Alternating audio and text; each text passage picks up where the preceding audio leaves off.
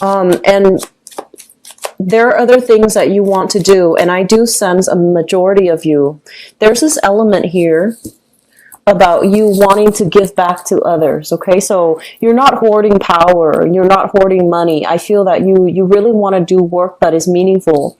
You want to be able to help people, and you also know what it's like to work really hard and not get the recognition, not get the accolades that, you deserve. And so you feel that you want to give back to your community in some way. You want to give back to other people, and you want to also provide the opportunities, the mentorship, so that other people can follow in your footsteps, so that other people can, see a way out of their dire predicament. So I feel like many of you are committed to service. Many of you are really committing yourselves to making work, finances, structure to allow other people to rise. Okay, so you are of service to humanity. And I feel that the current environment that you're working in, there's great compensation, there's great salary, there's potential for movement, and especially moving up in that career ladder, being able to get into a managerial type of a position. And because you are somebody who is extremely hardworking, quite intelligent as well, people above you, people below you, they have a great deal of respect for you.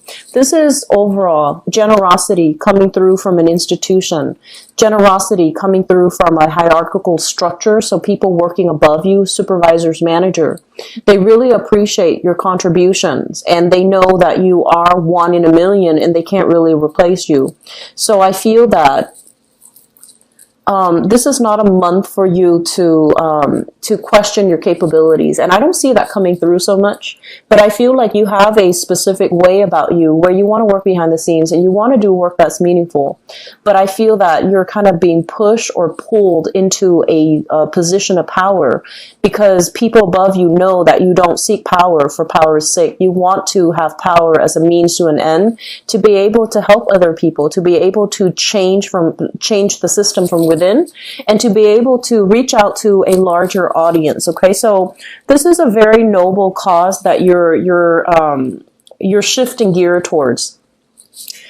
The last card that I pulled out basically indicates, fears and hesitations, okay? This is a card about, charging forward, doing so bravely, not questioning our capabilities. And, at the same time, it's a very adventurous card. And what I feel happening is some of you are in a work environment where things are stable, things are going very, very well. And others of you, you're facing some type of restructuring as well. And I feel this is also some coming through for the Taurian people. The energy is very similar. So if you have Taurus, planets in Taurus, and especially your rising or your moon or your sun in Taurus, you might also want to watch that video as well, because I feel like there's some restructuring and you're trying to figure out where you are supposed to be and where you're supposed to, what's the next step in that career ladder? Like, what's the next project for you to work on? Where are you supposed to be right now? And this card overall basically indicates like not making a move because we are afraid.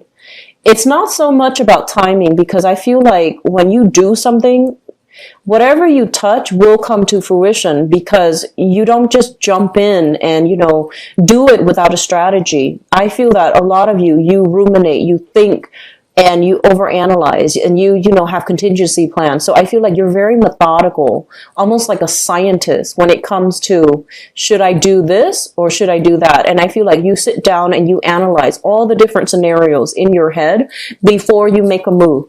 And a lot of the times it might have been very safe moves that you're making. And so this room for error, this, charging into the unknown, ask questions later, this is not something that you want to do, even though everybody around you is telling you you have to do it. You're getting support from people like the higher ups. You're getting support as well, very positive reception from the people that you're helping. You're also getting very positive support here, showing that people will, if you lead, people will follow. So you have really great leadership skills, and you have the drive and the ambition to really motivate other people. But I feel like, your personality is not like a Leo where you want the spotlight. Your personality is a lot more, like demure, behind the scenes. I do my work, you do yours. So I feel that you are somewhat like, like the major arcana that represents you, the hermit. You work best behind the scenes, and you don't really want to step out into the light, to have to take on additional responsibilities, to have to do damage control, to have to deal with the public, where there could potentially be a lot of opposition, where you feel like maybe I have these ideas, but people won't be on board, and I don't want to have to convince other people to get on board with me. But I feel that in any position, there are always going to be opposition. There are always going to be people that we need to convince to come over to our point of view and to see things from our perspective. And it permeates through relationships as well, not just in the work environment. So I feel that you are at a point here where things are starting to stagnate, right? It's comfortable. It's comfortable. And you have so much potential that needs to be cultivated. Okay, you have new skills that you need to learn.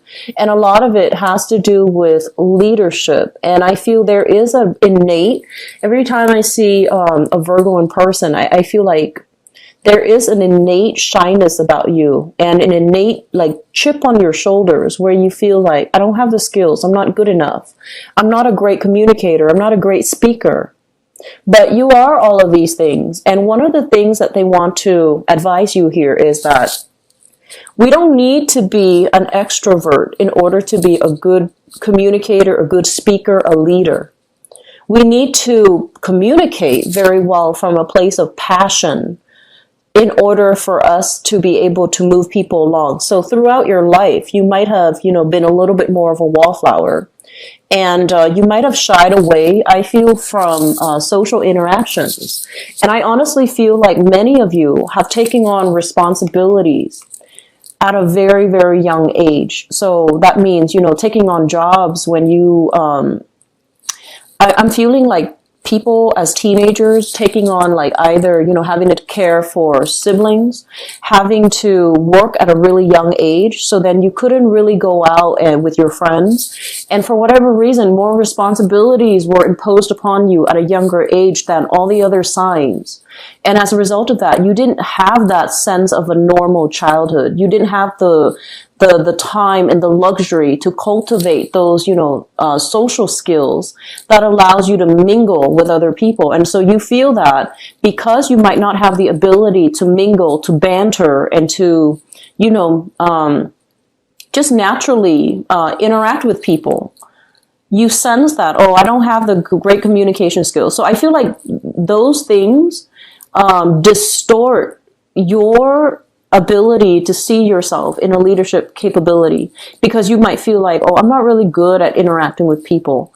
But they're saying that if you're really passionate about something, and especially if you're very knowledgeable about a specific area, you can talk all day, all night, because you're passionate about it. And so it's not so much about, being sociable, because that is something very superficial.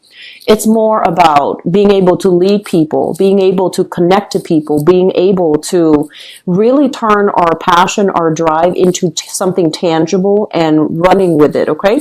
So I'm sensing that in this spread, there is a major, major breakthrough happening for you for this month. And a lot of it has to deal with, pushing you out into the public sphere. And so you are going to have to overcome anxieties. If you have social anxieties, if you have fears about, being in a position of power, giving, a lot of presentation, training people, constantly being kind of like the person that you have to, that others come to solve their problems or to bounce ideas off of. I feel that you are going to have to overcome this inertia or this sense that you're not good enough, so that you can achieve a lot more greatness for yourself. I do see a lot of hesitation, and I feel like this is still a very, very introspective month. So we need to draw within. Don't act just yet. Formulate some type of a plan and figure out, realistically, what do I need to do in this present moment in time so that I can, I guess, so that you can know for certain where you need to be and what work would be, likely for you. So I'm sensing there will be situations where there's a sense of competition happening in the work environment somehow.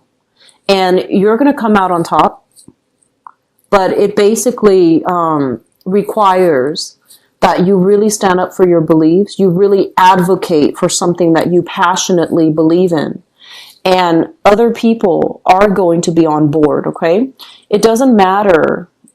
It doesn't matter whether or not you feel that you're good enough or adequate enough. I feel that you have to advocate for something. And you have to, really try to convince the other people. So it's kind of like holding an opinion that I feel is right. It's a right opinion. But other people, for whatever reason, might not be on board. And so it's your job to try to convince them, to get them on board. Because you are fighting the good fight and you're fighting for the greater good. I also feel an element here about a lot of you are dealing with some type of family structure. Okay, and this is not going to apply to all people. This is just going to apply to a few Virgoan people out there. But I'm just going to say this. I feel like you're dealing with a family structure. It's stable. It provides stability. So there is a way of doing, a way of providing for the family, or a way of giving support. I guess this is a little bit of a hard message, but I'm almost feeling like, so let me just, explain this further by way of example. So this is a card about, family, institutions, and things like that. And I feel like they're coming in terms of work and family. If you are working in an institutional setting, there is something very rigid that's put in place. Okay. And what it does is that it provides funding. It's keeping the economy going, but it seems to me there's a better way to do it. It seems to me like a lot of the things based on this, a lot of the things that are done is enabling the system. It's also enabling dependencies. It's creating dependencies. And so you really want to think about, is there a better way to do this? Because I feel like you're a cog in the wheel and you're a smart sign. So of course you know that, wait a minute, this system is not working. It seems on the surface really shiny and bright and, helpful, but it's creating some type of structural systemic problem. And I feel that it's creating dependencies. And so you're going to have to be really honest and frank about that. And I do sense that, if we're working, for example, in a big company and there are a lot of just inefficiencies and everybody has a job, everyone is well paid and everyone's happy. If you come on board with this opinion, based on facts, that things could be done a lot better. So we don't need all of these people working. We only need 2. So a lot of people are going to be laid off, right? So it's kind of like, it's the right opinion, but it feels to me like it's an unpopular opinion. And so I feel like you're grappling with this dilemma for this month. And because of that, you might not make a move, mainly because you don't want to throw your coworkers and other people that you work with under the bus. But I feel like you're grappling still with this ethical dilemma about like, should I or shouldn't I? And I feel like this is coming through in your work environment, okay? Going back to the family message, maybe this is a better explanation for this. There are things that I feel you guys, some of you guys, just a small minority, especially the ones that are, that should know better. So I would say like, if you're, let's say 35 above, okay? I feel that you might be kind of like the head of a family, okay? And there are things innately that are wrong within the family unit based on behavioral problems. And I feel that rather than sweeping them under the rug and pretending they don't exist, I feel like some behaviors in the family might not be entirely healthy because it's a very, you see it as generosity. You see it as, we're family. We need to help each other. We need to provide support for each other. But if somebody is enabling the behavior doesn't get addressed, and I feel that it can create a lot of problems further down the line. So exercising a little bit of a, loving detachment in your family relationship is going to be important to you, because I feel like people need to be called out on their bad behavior. And I feel like you might have a child, or like your child, or your own child, even though they're an adult, or a younger child in the picture who is not being held accountable for his or her actions. And I feel like in the spirit of, family love and support, you want to gloss over this person's bad behavior, but it's creating a lot of problems for this person later on. It's also creating confusion for this person as they, go and grow into the world, as they grow up, and they're trying to figure out what is morally right and what is morally wrong, because I feel like they need that support. They need that tough love. They need that, objectivity from you. And I feel like you want to offer love and support, and you're not stating what it is that you believe in. And so it can create that wave of confusion for this person as they're trying to find themselves. Okay. So I feel like that's coming through in your family. So exercising a little bit of tough love and a little bit of loving detachment and holding people accountable, I feel is really important for this month. Okay.